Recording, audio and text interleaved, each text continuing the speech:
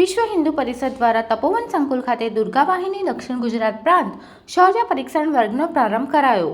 ભરૂચના જાડેશ્વર વિસ્તારમાં આવેલ તપોવન સંકુલ ખાતે વિશ્વ હિન્દુ પરિષદ દ્વારા દુર્ગા વાહિની દક્ષિણ ગુજરાત પ્રાંત શૌર્ય પરીક્ષણ વર્ગનો 11 કલાકે પ્રારંભ કરવામાં આવ્યો હતો, જેમાં વ્યક્તિગત સુરક્ષાની સાથે સમાજ સુરક્ષા દ્વારા રાષ્ટ્રપ્રેમ, હિન્દુત્વ ભાવના જગાડવાનો પ્રયત્ન, શૌર્ય પ્રશિક્ષણ વર્ગ થકી શારીરિક બૌદ્ધિક વિષયો સહિત વર્તમાન સમસ્યાઓ વિષયે ચર્ચા વિચારણા સાથે માર્ગદર્શન પૂરું પાડવામાં આવ્યું હતું।